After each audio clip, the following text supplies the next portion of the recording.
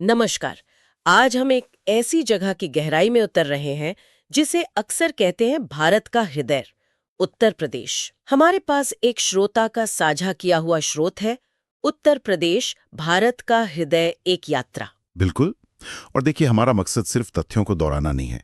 हम कोशिश करेंगे कि इस स्रोत से उत्तर प्रदेश के भूगोल, उसकी संस्कृति, खास जगहों और मतलब जो इसका पूरा महत्व है, उसकी सबसे दिलचस्प जानकारियों को समझें। हाँ, और स्रोत खुद ही कहता है कि ये महज एक राज्य नहीं बल्कि एक अनुभव है। सही कहा। इतिहास, परंपरा, खाना पीना, लोग, सबका एक मिश्रण। तो चलिए इस स्रोत के जरिए उत्तर प्रदेश के इस अनुभव की परतें खोलते हैं। शुरुआत करते हैं इसकी भौगोलिक स्थिति से।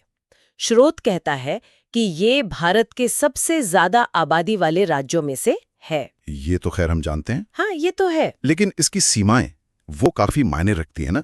स्रोत इस पर क्या कहता है? निश्चित रूप से स्रोत जोर देता है इस बात पर कि इसकी सीमाएं बहुत फैली हुई हैं।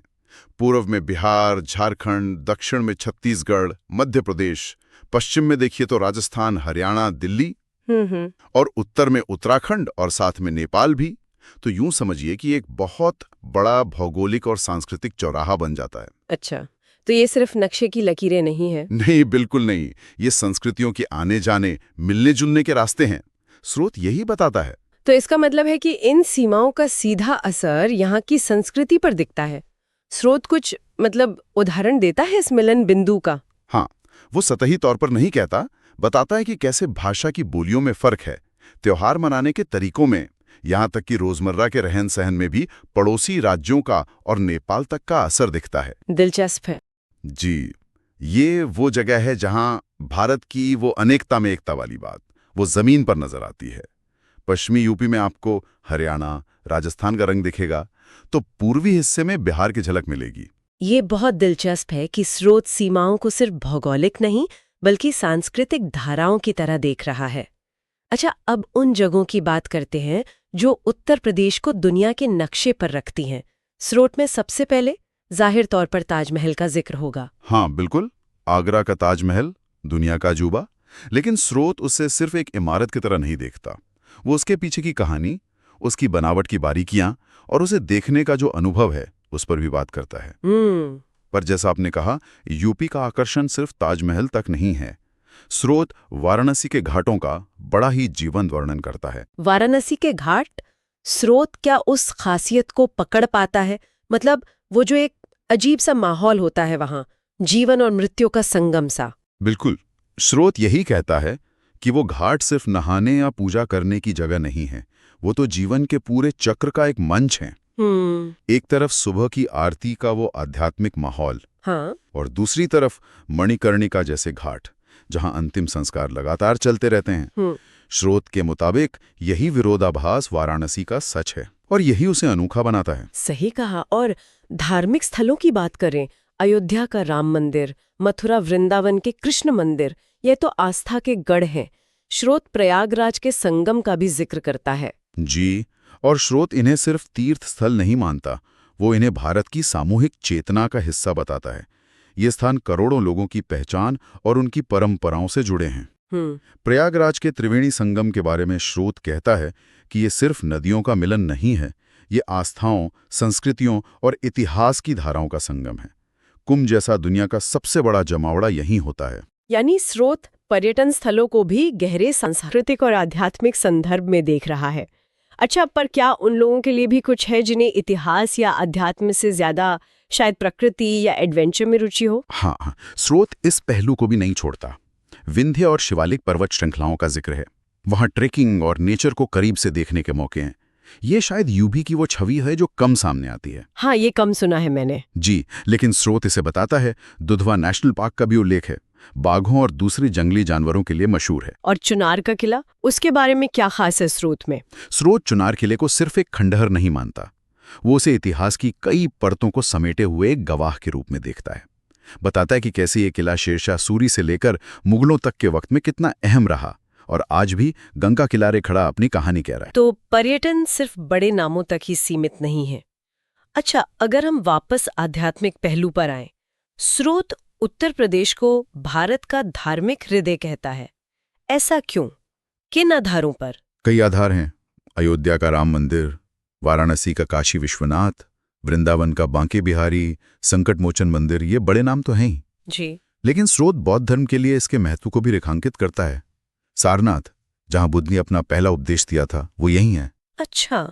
तो ये दिखाता है कि ये धरती सिर्फ हिंदू धर्म ही नहीं बल्कि बौद्ध धर्म जैसी दूसरी बड़ी आध्यात्मिक धाराओं के लिए भी कितनी महत्वपूर्ण रही है। सही मायनों में विभिन्न आस्थाओं के संगम स्थल ही है ये वाकई इसे एक बहुआयामी धार्मिक केंद्र बनाता है। चलिए अब जरा स्थानीय जीवन, संस्कृति और लोगों की बात करते हैं। स्रोत के हिसाब से यहाँ के आम लोग कैसे हैं? सरल और मेहनती से कुछ ज्यादा बताता है स्रोत। स्रोत सरल और मेहनती कहता तो है, खासकर गांव के संदर्भ में जहां खेतीबाड़ी ही जीवन का आधार है, लेकिन वो शहरी जीवन की जटिलता और विविधता का भी संकेत देता है। वो बताता है कि कैसे छोटे शहरों और गांवों में वो समुदाय वाली भावना ज्यादा मजबूत है, जबकि बड़े शहर ज्यादा महानगरीय संस्कृति की तरफ जा रहे हैं। तो कोई एक सीधी तस्वीर नहीं है, अलग अलग इलाकों और समुदायों की अपनी पहचान है। और पहनावे के बारे में, कुर्ता पजामा और साड़ी या सलवार कमीज के अलावा क्या कोई खास बात स्रोत बताता है? हाँ, आम पहनावे के अलावा स्रोत दो चीजों को खास तौर पर उभारता है। एक तो शादी ब्याह या खास मौकों पर बनारसी सिल्क साड़ियों का महत्व। जी हाँ, बनारसी साड़ी। स्रोत कहता है ये सिर्फ एक कपड़ा नहीं है, ये एक विरासत है, एक कला है, सामाजिक प्रतिष्ठा का प्रतीक भी है। और दूसरी चीज है लखनवी चिकनकारी। बनारसी साड़ी और चिकनकारी दोनों ही दुनिया भर में मशहूर हैं। स्रोत इन्हें किस नजरिए से देखता है? सिर्फ उत्पाद की तरह? नहीं, सिर्फ उत्पाद नहीं, वो बनारसी साड़ी की बुनाई की कला, उसके पीछे जो कारीगर हैं उनका हुनर जो पीढ़ियों से चला आ रहा है, उसकी बात करता है। इसी तरह लखनवी चिकनकारी की बारीकी, उसकी नफासत और उसे बनाने वाली खासकर जो महिलाएं हैं उनके योगदान का जिक्र करता है। स्रोत इन्हें यूपी की सांस्कृतिक पहचान और आर्थिक ताने बाने का अहम हिस्सा मानता है। और जब लखनऊ की बात हो रही है तो तहजीब का जिक्र तो लाजमी है। स्रोत लखनऊ की इस खासियत के बारे में क्या कहता है? क्या ये आज भी उतनी ही है? स्रोत लखनवी तहजीब का जिक्र करता है, वो खास तरह का शिष्टाचार, भाषा में नजाकत, मेहमान नवाजी, इसे लखनऊ की आत्मा बताता है। अच्छा। हाँ। हालांकि स्रोत ये भी इशारा करता है कि भाई वक्त बदला है तो इसमें बदलाव भी आ रहे हैं, लेकिन ये आज भी शहर की पहचान का एक बड़ा हिस्सा है। तो ये सिर्फ बीते वक्त की बात नहीं है, एक जीवित सांस्कृतिक विशेषता है, भले उसका रूप बदल रहा हो। ये एक संतुलित नजरिया लगता है।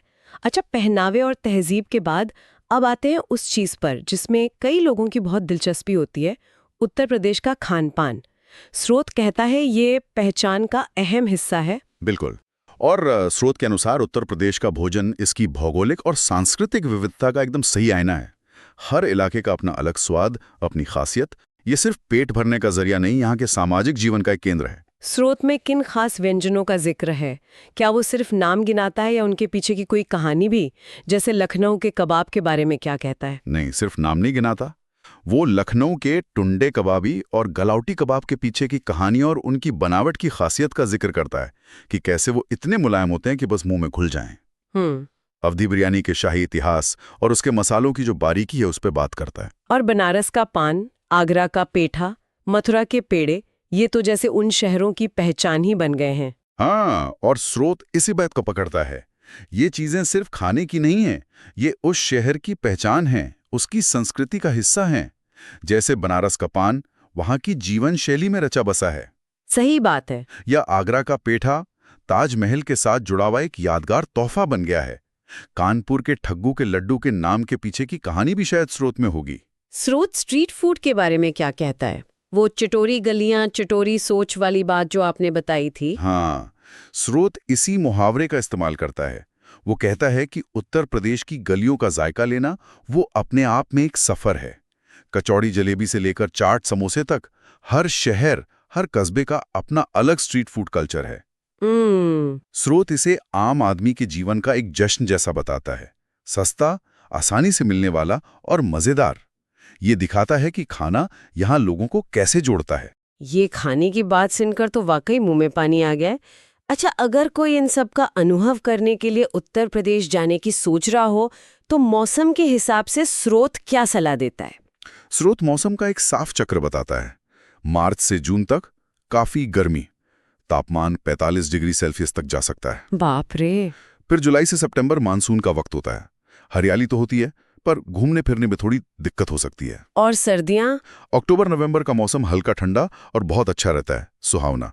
और दिसंबर से फरवरी तक अच्छी खासी सर्दी पड़ती है, खासकर पश्चिमी और उत्तरी यूपी में तापमान कभी-कभी 4-5 डिग्री तक गिर जाता है। अच्छा। तो स्रोत का निचोड़ यही है कि यात्रा के लिए सबसे बढ़िया समय अक्टूबर से मार्च के बीच है।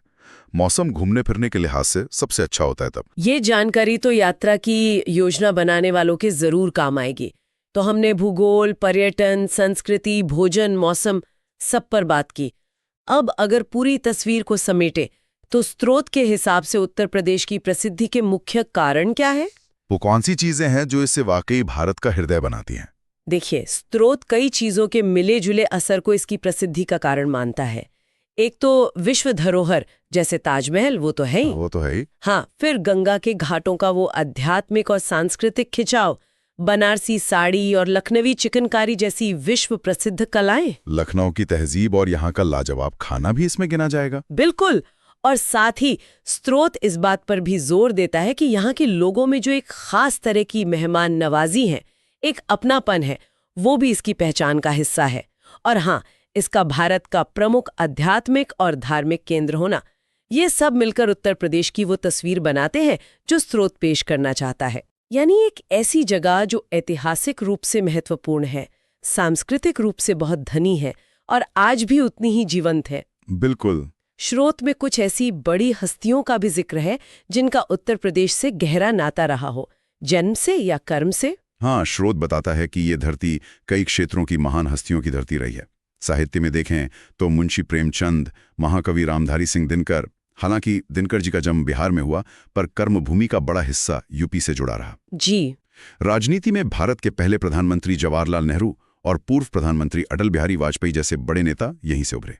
इन नामों का जिक्र क्यों महत्वपूर्ण है? स्रोत क्या बताना चाह रहा है? स्रोत इन उदाहरणों से शायद ये बताना चाहता है कि उत्तर प्रदेश ने न सिर्फ भारत की संस्कृति और आध्यात्मिकता को सींचा है, बल्कि देश की राजनीति और सोच विचार को भी दिशा दी है। ये दिखाता है कि ये क्षेत्र सिर्फ अतीत में ही नहीं, बल्कि आज के भारत को बनाने में भी एक केंद्रीय भूमिका निभाता रहा है।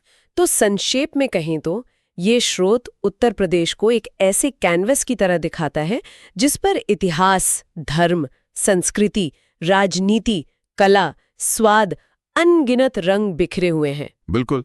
और हर रंग की अपनी कहानी है, अपनी पहचान।